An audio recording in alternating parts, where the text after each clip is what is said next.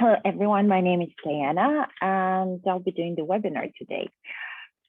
So first of all, I'd like to warn you that this webinar is being recorded. Please mute your microphones and switch off your videos for you not to get caught on camera if they haven't been disabled for you. Right, now, if you can hear me now, could you please drop a plus in the chat box, because we're going to, okay, that's good.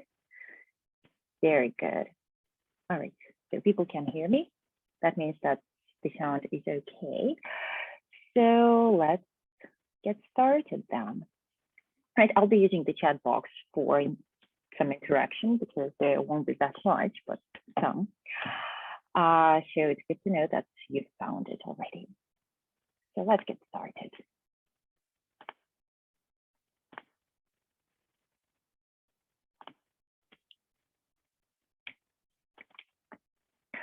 All right, so my name is Diana Vaslenka. I'm one of the CELTA trainers, CELTA and Delta trainers at International Language Center. And today I'm going to talk about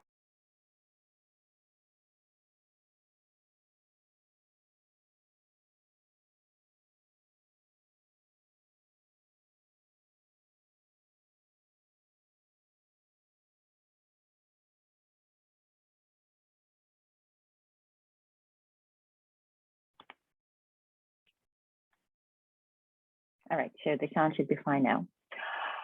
Okay, so today I'm going to talk about top 10 exam strategies. Could you please switch off the video? Yes, thank you so much, because, well, you'll be recorded and you'll be our YouTube star after this webinar if you don't.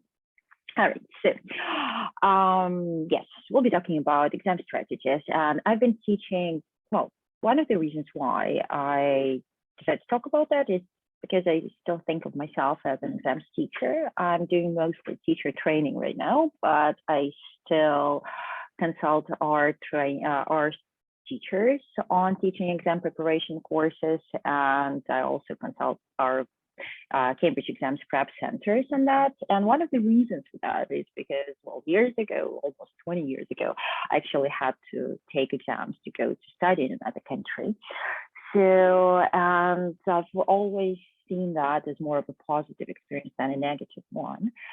And that's why I actually enjoyed teaching for exams, because sometimes it's not only about the language. Well, quite often it's not only about the language, it's about the exam strategies and knowing what to do and how to do it in order to get a better score.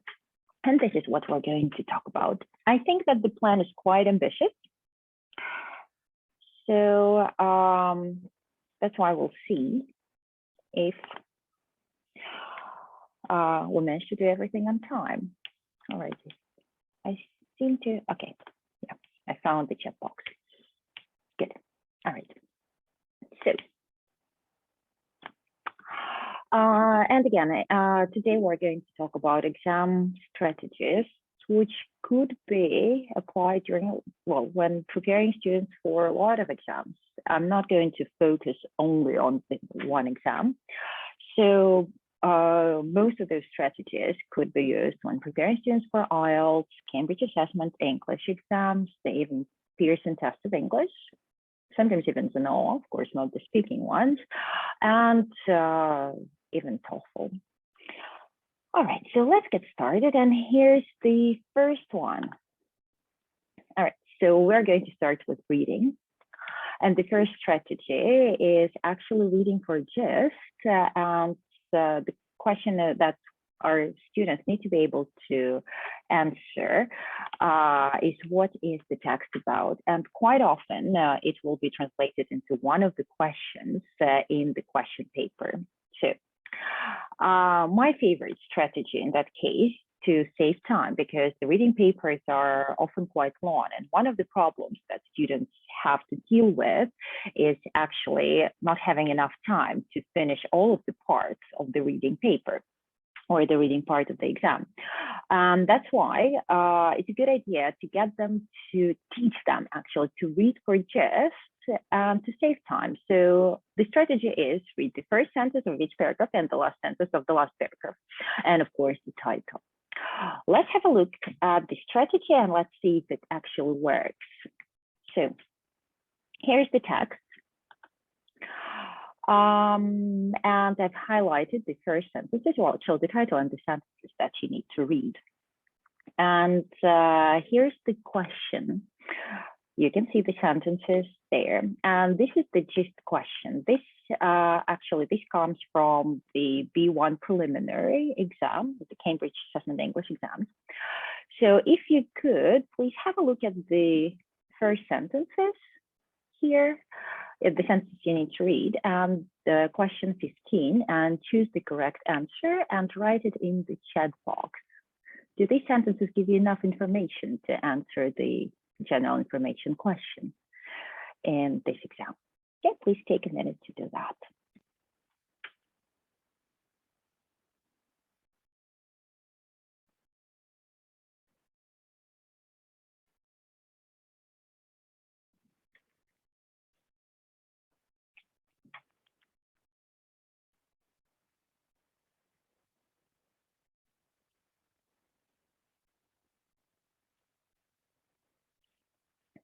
All right, please write your answers in the chat box.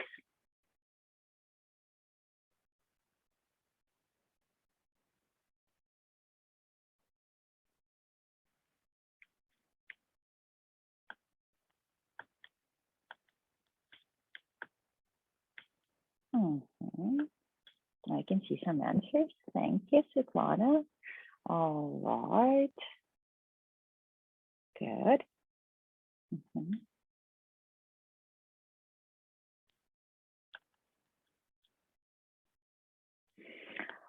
All right. So we have some answers in the chat box. Yes, Alana. Good. All right. And actually, you are correct. So B is the best answer here.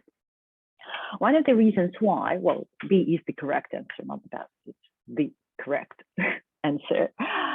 So one of the reasons why I like this strategy is because it saves time, and also, you know, it kind of works because those people who prepare for exams, they normally know that the first sentence of the paragraph is the topic sentence. And the last one, the last sentence of the conclusion is actually the summary. Right, so it's very interesting to see that this theory actually works, and it does help us to understand what the text is about and save time during the reading paper. Let's move on to the next one. All right, so identifying keywords in stems and questions. And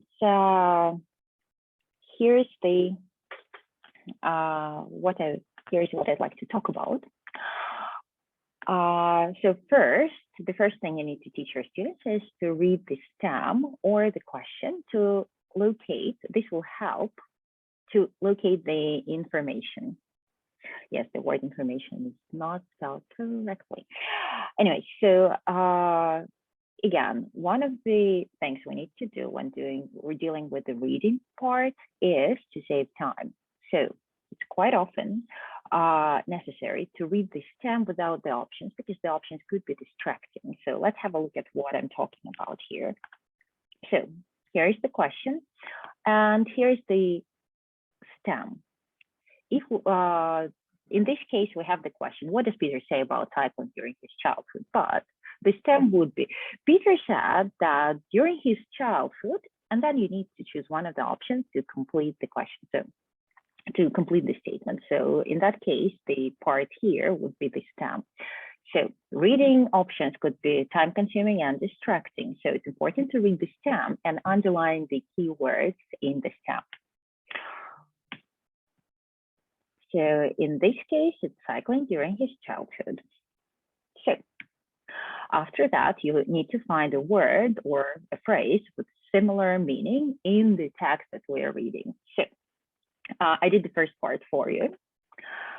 So here's the paragraph that has the answer to this task. So could you please have a look at it? Look at the options. So during his childhood means when I was a kid. So here are the keywords. Now, could you please read the questions and this one paragraph and tell me what the correct answer is here? Could you please take 1 minute to do this task?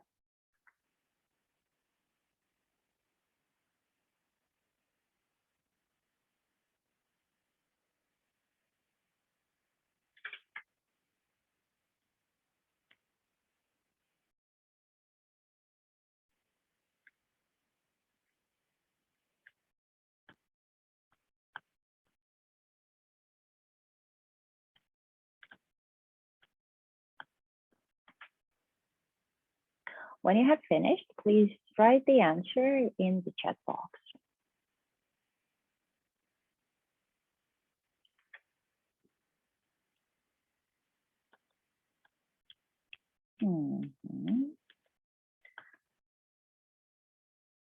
Thank you, Svetlana, for your active participation today.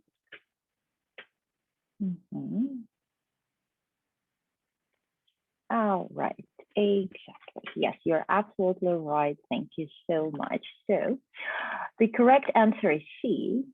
And again, we can use the keywords to help us understand why this answer is correct, not only to locate it. So suitable for activities he was doing, the bikes weren't built for that and often broke. Yeah, so this part tells us, confirms us, helps us to confirm, what the correct answer is. All right, let's move on to the next one. But here I'd like to mention that, again, this is a very good strategy, not only for reading and for the multiple choice questions in the reading part of exams, but also for the listening part. And quite often we do not have enough time to read all the questions and all the options during the listening paper, because there is very limited time before the listening actually starts. And it's very important to understand what sort of information you need to be able to answer the questions. So I cannot emphasize enough how important the strategy is for listening as well. Right, and let's move on to the listening part. Well, not part, listening papers. All right, so one of my favorite tasks is listening for specific information. And if you look at this exam, can anybody tell me, by the way, yeah, let's make it interactive. Can anybody tell me which exam this comes from? Do you recognize the format of the exam? Could you please write the answer in the chat box?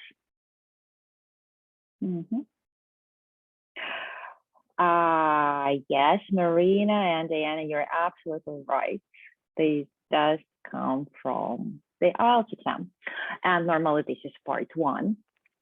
And we know that IELTS, well, it's impossible to fail IELTS. It's possible not to get the band you wanted to get. So part 1, questions 1 to 6, this is normally the easiest part, which is quite easy to prepare for. And especially for lower level students, because we know that a lot of them will need nothing higher than 4 or 5 for immigration purposes. So this is the part which is actually teachable, and the skill which is teachable, right? So let's have a look. So listening for specific information. If you have a look at the task, you can understand, you can actually predict quite a lot of the information that you will hear. If you look at question number, always look at the example, by the way. That's something that people forget to do, but the example also gives you quite a lot of information about the task. So if you look at number 1, the email, and here you have surname Riley, you could assume that probably part of the email will be the name of the person, which is true in quite a lot of cases, not all, still. So possibly it could be Mary Riley. Then the nationality, again, based on the example and the surname of the person, we can assume that that person comes from an English-speaking country. So, of course, there could be more options, but these are some of them. And question number 3, manager of. Here we can see that's probably either an organization kind of business or the name of the department, tell or school, reference, again, job, professor, HR manager, and special qualifications. This is probably the most difficult one to predict because here we talk about different kinds of certificates. So probably that will be something, there will be something here about a skill, which is teachable through a course like coaching or swimming. Right, so what can we teach our students to help them prepare for this part? Well, spelling names. Absolutely, they need to know the alphabet, they need to be able to listen, and they need to be able to spell what they can hear. Next one, well, spelling nationalities. Again, in this part of the exam, probably this will be considered a mistake. And of course, the rules will vary depending on the test or the exam that they take. But quite often, some basic things like nationalities, they do need to be spelled correctly. Department or business, yes. So here, in most cases, this flex is quite general.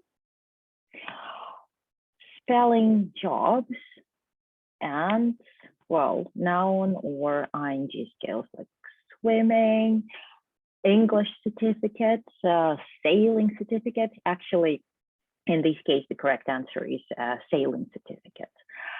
So, and competencies in first aid. So, again, if we teach them to predict, they will know what sort of information to listen out for. Okay. Let's move on to the next one.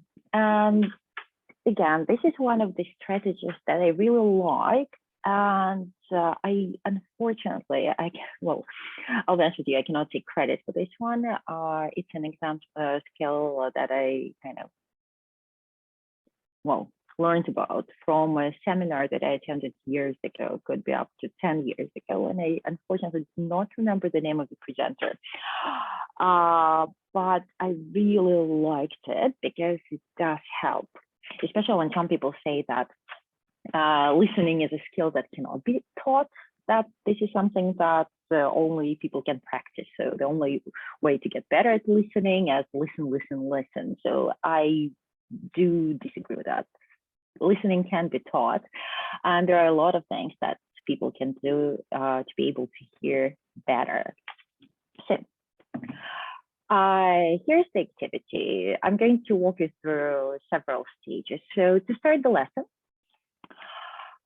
you could actually give them some discussion questions and some picture prompts. Well, yes, you will have to find the pictures on your own. It took me 5 minutes to find this. So here's Vicky, and I'd like you to discuss with your partner, or you ask your students to discuss with their partners the 3 questions. What do you think Vicky's job is? What is the sport? And would you like to be a professional sports person? Yes, it's good to give them a personalized question. So could you please write your answers to questions 1 and 2 in the chat box? So what do you think your job is? And what is the sport?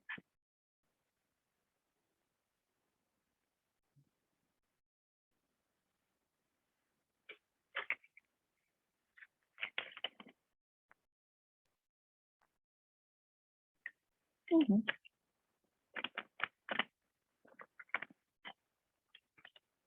Right, just some answers. Good. Yes, I think a lot of you will agree that yes, probably your job is a trainer and the sport is swimming. Yes, and she, well, according to the listening, she's the coach. So you get your students to discuss those questions in pairs or small groups to get them ready for the content of the listening and what the listening text will be about. After that, you could give them more questions about Vicky. And here at the top, you can see the task. So they will hear an interview with a woman called Vicky Prince, a champion swimmer who now works as a swimming coach. Do you think what do you think your answers are to these questions? So Here you can see 6 questions. So these ones are quite detailed. So why did she go in for competitions? What training did she do as a teenager? What did she find hard about her training program? So this is what your students could talk about and discuss in pairs and predict based on their knowledge and their experience of swimming or what they think is difficult for professional sports people, right? So here's the 6 questions that you get them to discuss. Here's actually the exam task that I used to create those questions. So if you look at the questions here, some of them have questions, some of them have stamps. Remember, so number 20 is the stamp, so is number 21, and 22 is a question. So I used these questions and stamps to design the questions in this exercise. So the thing is that after answering, discussing these questions, they'll be able to make a prediction about the listening. And if they make a prediction, they are more interested in the listening and they're more motivated to listen because they're listening to actually confirm their guesses, which makes it more fun. So in the seminar that I attended years ago, the presenter actually said that after the listening, after discussing these questions, they don't even need to listen. I would still get them to listen. You could turn it into, well, you could either just give them these questions and get them to listen, or you could give them the exam paper and have them predict their answers based on what they have talked about, have discussed with their partners, and then listen and check. So it's up to you. And of course, it's important to understand how easy or difficult this task would be for your students or students, right? But again, I feel that this is a very useful strategy to develop because when they read the questions, they also need to be able to predict. I understand that a lot of you, and they can predict not only the specific information, but some of the content based on their background experience. I understand that people normally say that, yes, but in the listening exam, they actually have like 20 seconds to read the tasks. And yes, I do agree with that. Absolutely, we know that. But we're talking about building up the skills. And that's why after they've done it several times, it'll be much easier for them. It will be their second nature, actually, to read the question and try to think about the possible answer without discussing that with their partner. All right, let's move on to the next one, identifying distractors. And this is another very valuable skill for any exam because they use them in all exams. They use them in reading and listening parts of the exam. So here is what we need to know. Very often in multiple choice questions, more than one option is mentioned in the text or, well, in the listening or in the reading text. The students need to be able to identify which option is correct. And actually, the surest way to get there is to identify which one or ones are incorrect and why. Yes, because what often happens is our students, they start to listen, they hear one of the options mentioned, and they decide that this is the correct answer, and they stop listening. One thing I would recommend doing, because again, this is something that this is a strategy which could be used during listening and reading parts of the exams. I would recommend practicing it through reading, especially if we talk about lower levels or weaker students who need to build up their confidence in terms of their listening skills. So here's an example for you. And again, this comes from the B1 preliminary listening, and this is part 1. So for each of the questions, here you can see only 2. In the actual listening paper, I think there are 6 of them. if I remember correctly. So they need to choose one correct answer. So let's have a look at question number 1. Why did she, and here you can see 3 objects. And the question is, why are the, well, 2 of the options incorrect? So to focus your attention on them, I'd like to ask this question. You can see it at the top of the page on the left. So why did she decide not to buy the shelves and the cushions? And here's the listening tape script. So I'd like you to take a look at the script and say, and think about why she decided not to buy the, yes, so B is correct. Svetlana, you're absolutely right. But the question now is, why are A and C incorrect? So let's focus on that question. Right, so I'd like you to take 1 minute and just for yourself to identify what the why A and C are incorrect.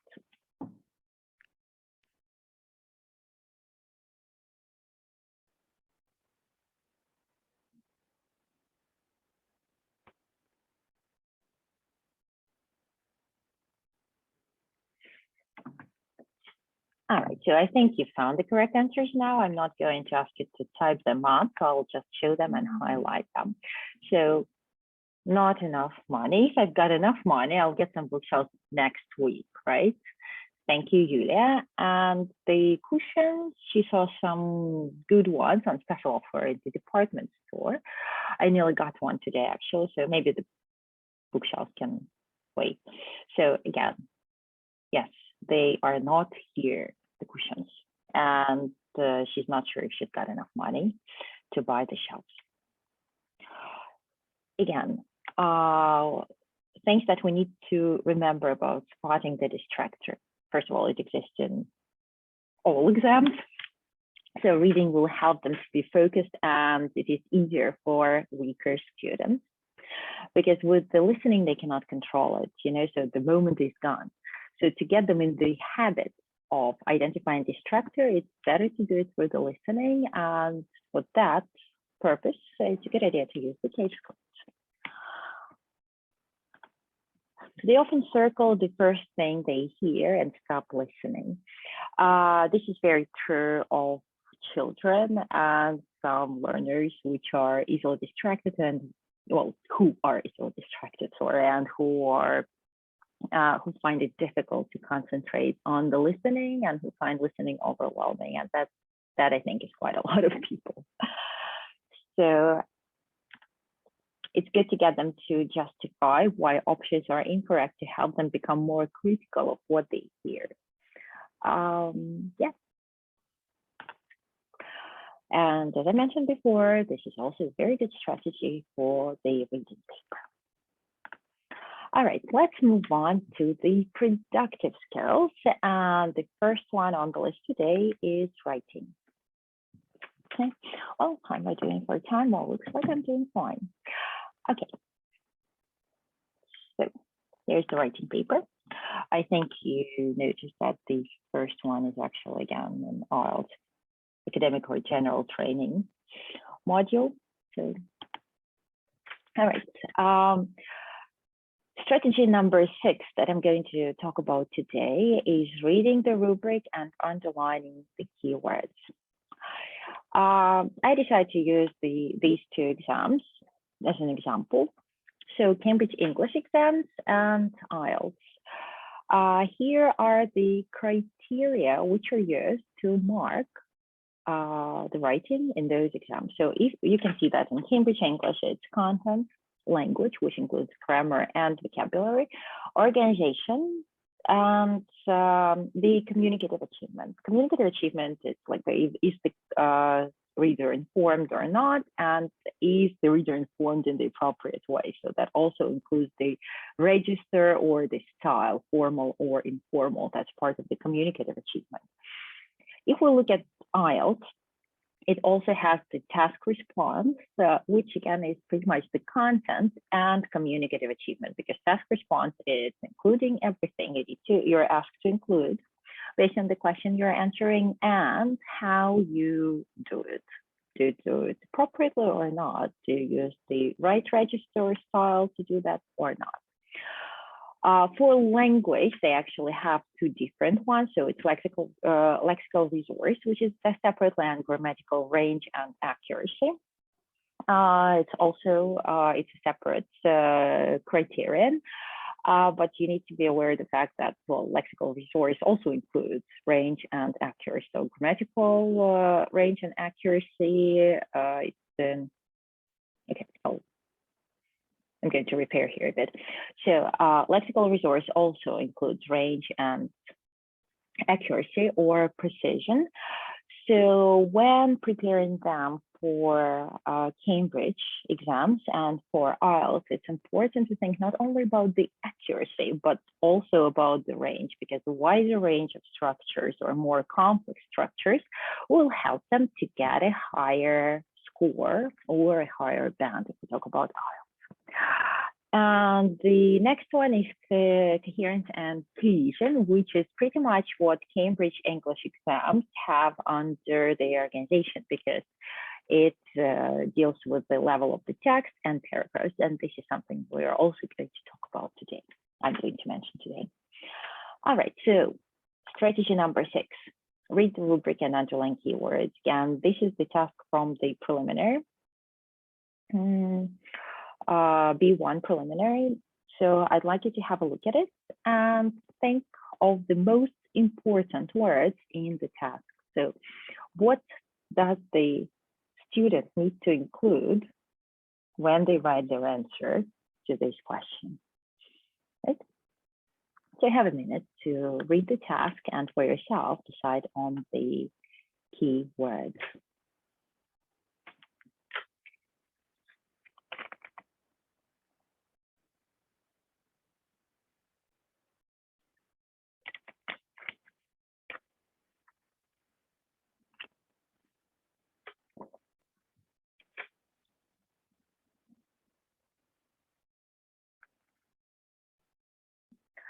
All right, so here are the answers. So when you read the rubric, you need to be very careful to spot the following information. So yes, what kind of clues? Yes. Normally, there are 3 or 4 content points in the Cambridge exams, depending on the level. Starting from PAS or B1 preliminary, normally there are 4 points, and here they are. So what the shop looks like, the kind of clues. So Svetlana is absolutely right there. Shop assistants, what are they like? And would you recommend the shop or not to the other people of your age? So these are the 4 content points which need to be included in the answer. It's also quite important to understand what you're writing and who you're writing this for. And again, I would get the students to underline that information as well, because that will give them some information about the register they need to use. Is it formal or informal? And of course, the red ones are the content points. So for if we talk about IELTS, that would be the same thing. Content points and register. For Cambridge exams, that would be 2 separate things. So it's the content and the communicative achievement, which is the register, right? So basically, if we talk about Cambridge exams, so there are 4 criteria there, and each criteria can get the learner 5 points. The total is 20. So for the register and content points, they can actually get or lose up to 10 marks, which is up to 50% of the grade they're going to get for their writing. So that's why I chose that is one of the important strategies to focus on. And for IELTS, that would be 25% of their mark. All right, let's move on to the next strategy, which is again quite useful for the writing exam. All right, using paragraphs and ordering information inside paragraphs. So that's about 25% of the grade they're going to get well, when they take Cambridge exams and IELTS. All right, so how do we normally, how would I personally teach them to organize the text? Starting from the B1 level, it's a good idea to break the text, if it is a review or an essay, into 4 paragraphs. Again, the number of paragraphs, of course, depends on the number of words they need to write. Starting from B1, they have to write at least 100 words. So I do feel that's enough to write 4 short paragraphs. So here's the structure. First, the introduction, where they would talk about why they're writing and what and where the shop is. That would be the first content point here. Or no, actually, it's not the first content point. This is the reason for writing and the introduction and some general information about the shop. In paragraph 2, you could actually give more information about the shop and what it looks like. Paragraph 3 could include information about the kind of clothes and the shop assistant. And the last one, the conclusion or the closing, would be the recommendation, why you recommend that shop. And would you recommend the shop at all, right? So this is how we could organize that. Of course, we understand that the 4 content points could be organized in different ways. It's not that necessary to write a separate paragraph for each content point. So they will need to combine. That's why planning their writing is important. So they can think what they can write more about and dedicate the whole paragraph to that. And they need to think about which points they can combine and put together. Yes, it's quite good for them to actually make that decision, and teaching them to make that decision and to order the information and decide what information to include into each paragraph is a very good skill to teach them, for them not to feel confused and not to waste the precious time during the exam ordering and organizing that information in their writing. They should spend that time writing, not thinking about how to do it. All right, so this is the level of the paragraph and how to organize the information into paragraphs. The interesting thing is that the information is also organized inside the paragraphs, and they also need to be able to do that. So here's the structure that I talked about, and we're still talking about the clothes shop for teenagers. So, and here's an example. I'm going to go back a bit. So in the introduction, you need to include why you're writing. In paragraph 2, which is the main body, normally you would start with the topic sentence, which gives you the information about what this paragraph is going to discuss. Then paragraph 3 would be the topic sentence again, plus more information and examples, and the conclusion, why you recommend that. It's very important to teach your students to use topic sentences and then to continue and to add more information or give examples to support the topic sentence. And again, it will also make the writing more orderly for them, clearer and less intimidating. Here's my example. All right, so paragraph 1. Are you still looking for the right clothes shop for you? Let me tell you about clothes, which is right in the city center and sells the best clothes for teenagers. So introduction, done. Next one, clothes is a small but cozy shop. This is the topic sentence, which means that probably we're going to talk about what the shop looks like. There are only 2 rooms, so it will be blah, blah, blah. Yes. Paragraph 3, the topic sentence. There you can buy any clothes you want. You can find their jeans, t-shirts, blah, blah, blah. So here you can see the examples. It's quite basic, it's quite simple. And this is something that you can teach your students, which will help them to make the writing clearer, which is always appreciated by the examiners, because they will find it easy to read this piece of writing. That means that the effect on the reader will be positive and it will be more organized. For higher levels, of course, so if we talk about B1, I think this is good enough for the B1 level. If we talk about higher levels, of course, they will need to use fancier lexis there, fancier grammar, and some really nice linking words. But for B1, this is good enough. And it's quite easy to read and follow and identify the content points as well. Yes. So let's move on. Yes. I just noticed that there were more answers. Thank you, ladies, for participating. Yes, you are absolutely right. You mentioned the main content points. Okay. Yes, so the topic sentences are here. All right. Now we finally move on to the last part I'm going to talk about today. And well, to check if you're still awake on that end, I'd like to ask you, which exam do you think this is? Is this TOEFL? Is this IELTS? Or is this one of the Cambridge exams? For Cambridge exams, you could just write CE. Right, all right. I can see some answers.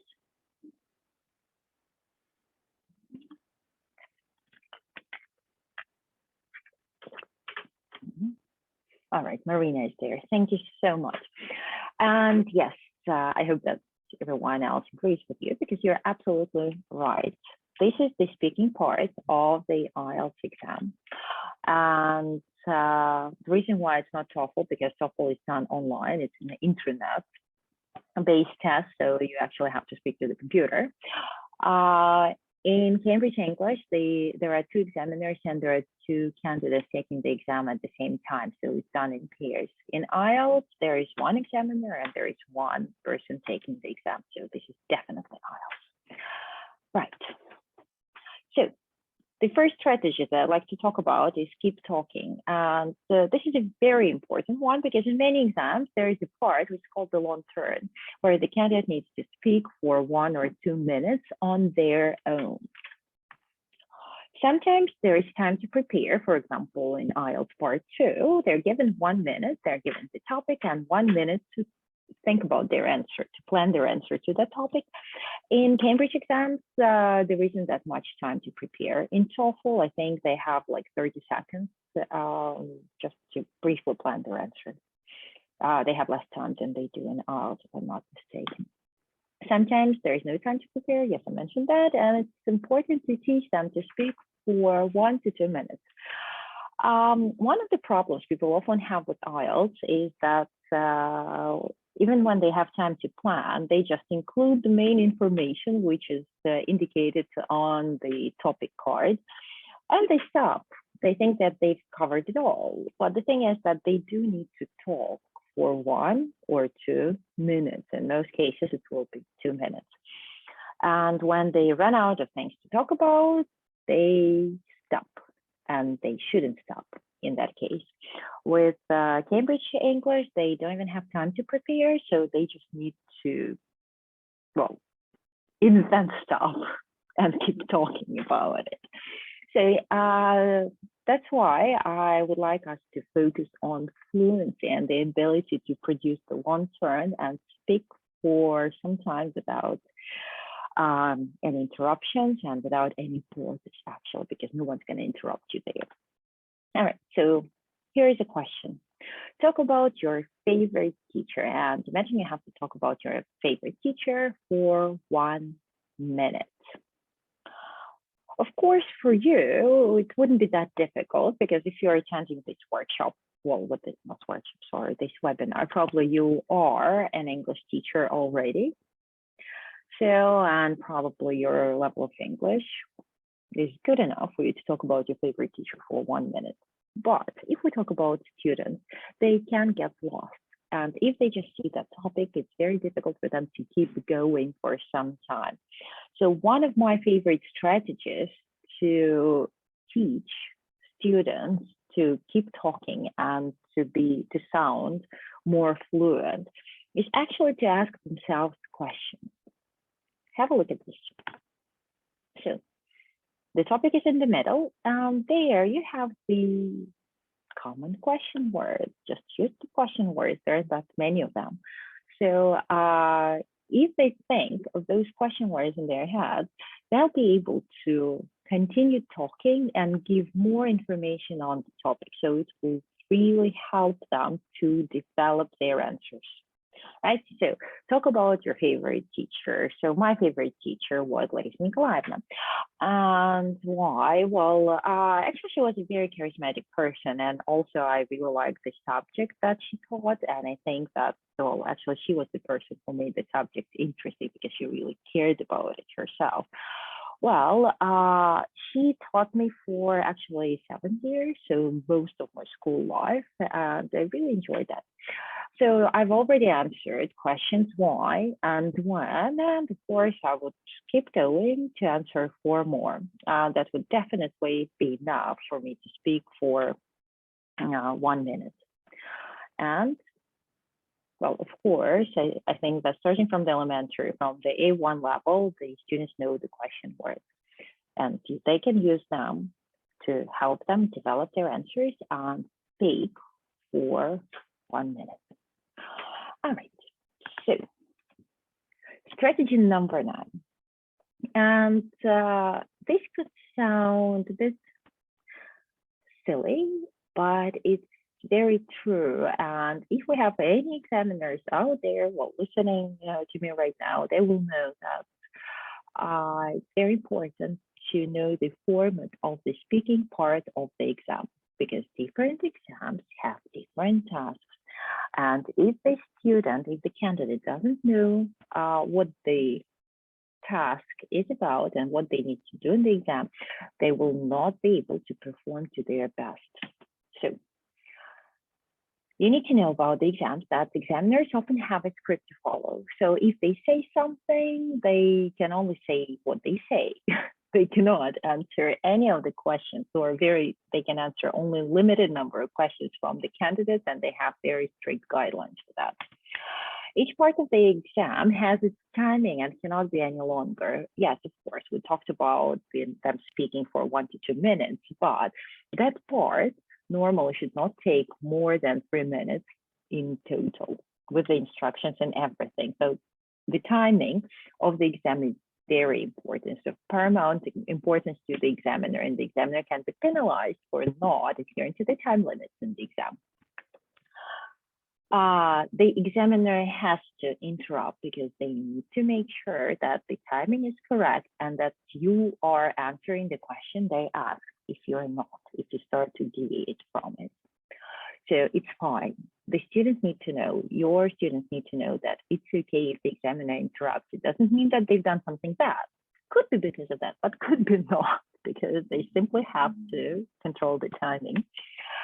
So one of the things you need to teach your students is to know when to speak for longer periods of time and when to be able to actually give very basic information. So if the candidate starts telling everything they know about the topic in part 1 of the exam, which is actually going to get to know you, and let's move on to the second part of the exam. But, so this could cause some difficulties for the examiner as well, because they need to adhere to the timing. So some of that, everything that they know about the topic, it could be relevant to the question that they were asked. Their common one is like, where do you live? I live in Kiev. I live in Lviv. I live in Kharkiv. That's enough. You do not tell them everything you know about the history of Lviv and when it was founded. And this is one of the best cities in Ukraine. It definitely is. But that information is irrelevant. If they ask you where you're from, you just tell them. It can be too long. Yes, the answer could be too long because, and that could, again, affect the timing of the exam. And you won't have enough time to speak in the parts which are actually very important and which allow you to get to kind of showcase your English. Can be not necessary in this part, which is very close to relevant.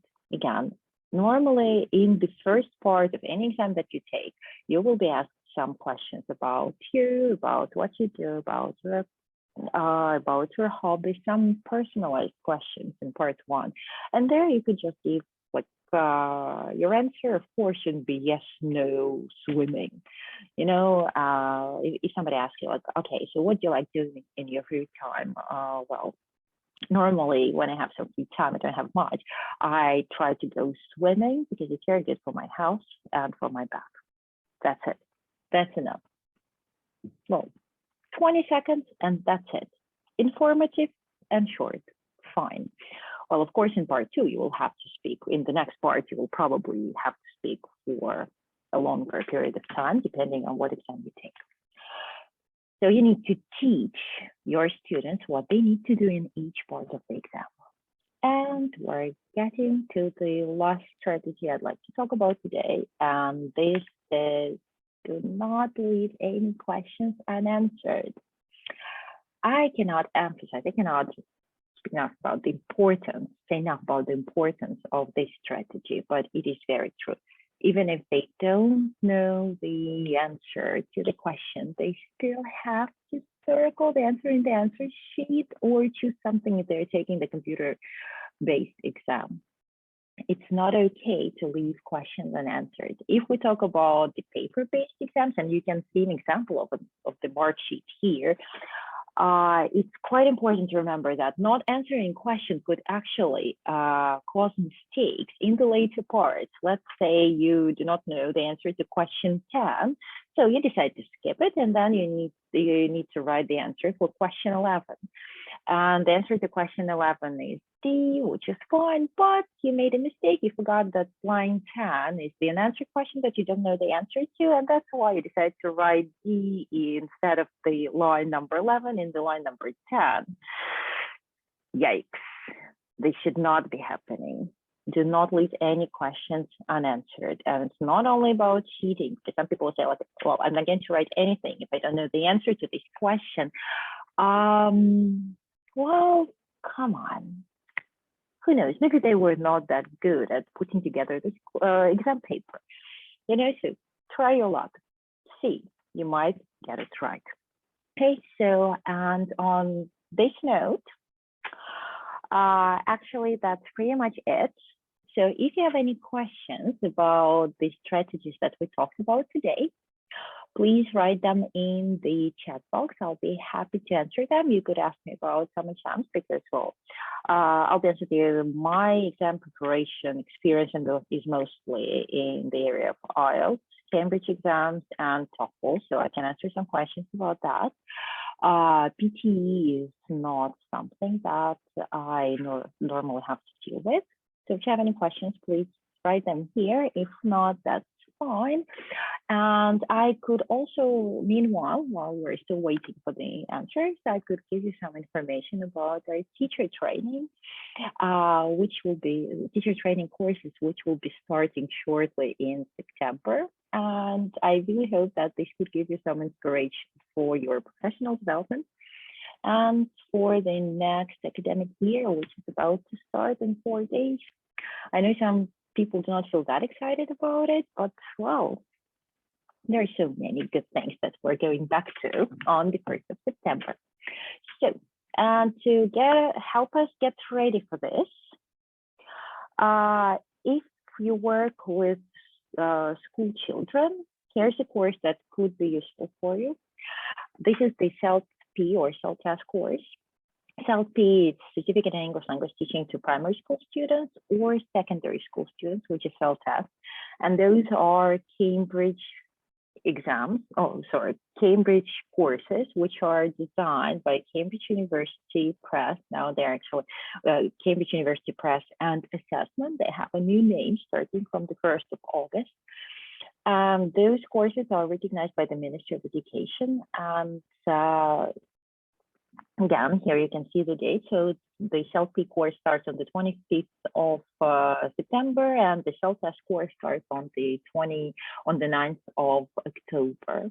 Again, if you work with younger kids who are 6 to 12 years old, CELTA is the best option for you. And if you work with older kids and teenagers, this is the CELTA that you need to take. The level of English for this teacher has to be at least B1. So it is quite possible, and it is affordable actually, because the early bird fee is 12,500 right now, and 165 pounds for the access to the platform and the TKT exam. And at our center, you could actually pay that in installments, up to 4 installments. So if you are interested, you can pay in parts. You can get in touch with our exams. Oh, sorry, with our teacher training administrators, and they will give you more information about it. Another good thing about the course, yes, it is a blended learning course. You can take it at your own pace, and you can get 2 Cambridge certificates. So it's the CELTA certificate and the TKT while module certificate, or the CELTA and the TKT module 1 certificate. So if you take this course, one of these courses, in 6 months, you'll have 2 certificates, which are recognized by the Ministry of Education. And of course, our most favorite course, and I can see that there are some people here who have already taken it. This is the CELTA course. And the great thing about the CELTA course now that it is available in 2 formats, online and offline. And the certificate is pretty much the same. So it's not pretty much, it is exactly the same, because the mode of the course, online or offline, is not mentioned on the Cambridge certificate. But the online format could help people save a lot of money on the accommodation, because there aren't that many. Well, we have centers in Kharkiv, Kiev, and Odessa, and Zaporizhia right now. So if you're not from one of those cities, you would have to pay for the accommodation as well. So that's why the online CELTA course is great. Our next CELTA courses are starting on the 24th of September. And they are 13 weeks long because they're part-time. So the input will be done on Friday evenings and Saturday the whole day. If you don't live far from Kiev, you can also take the offline version. If not, join our online course. But again, we all know that this is one of the most prestigious and most recognized certificates, internationally recognized certificates out there in the world. All right, I'm done telling you about the courses. Let's have a look at some of the questions. All right, so could you recommend any sites with video samples of speakings? All right, so this is a good question, Svetlana. What I'd like to, I'm going to recommend only the official resources. And on YouTube, you have official, like IELTS official channel and Cambridge English channel, where you can see the video with the speaking. Some of those videos even have the script. So I would just find Cambridge English speaking. And make sure that you found the speaking on the right channel. IELTS official for IELTS and or official IELTS. So it's got this kind of red logo there, and Cambridge English exams. I would recommend them. There are also some recordings which are either made illegally or they are the imitations of the exams. So I wouldn't recommend them. First of all, if it's illegal, it's no good. And if it's created for the course book, chances are there are some deviations from the official exam. So I do recommend those 2 YouTube channels. There's another question from Marina. Could you recommend any books I could use while preparing students for IELTS, please? Well, it depends on the level of the students, of course.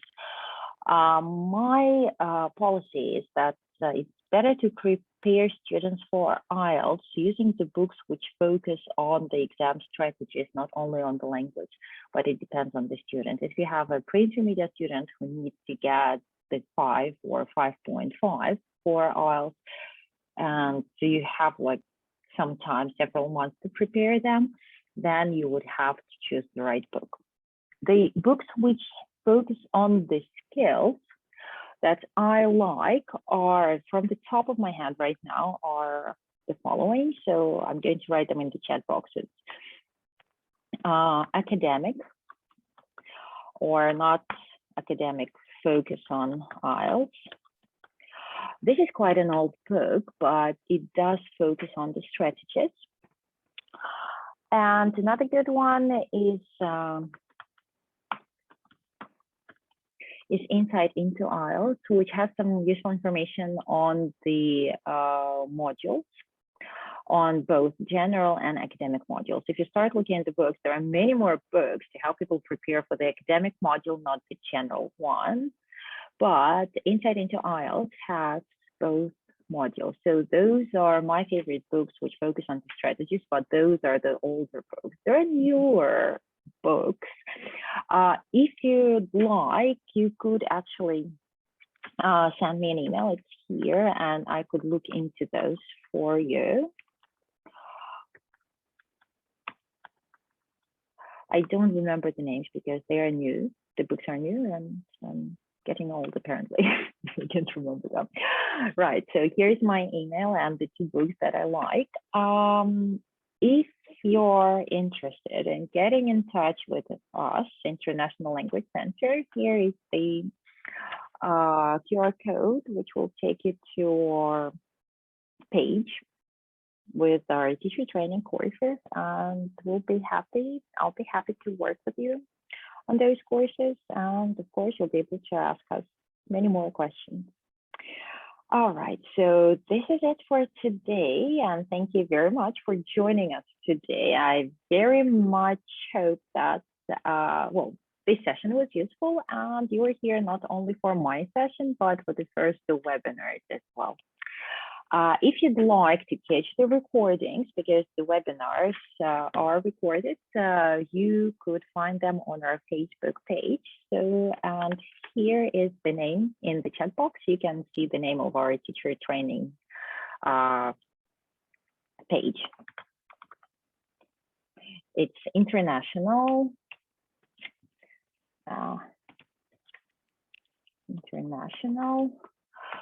Language Center teacher training. Actually, it's exactly what I have written here. Teacher training center with CENTRE.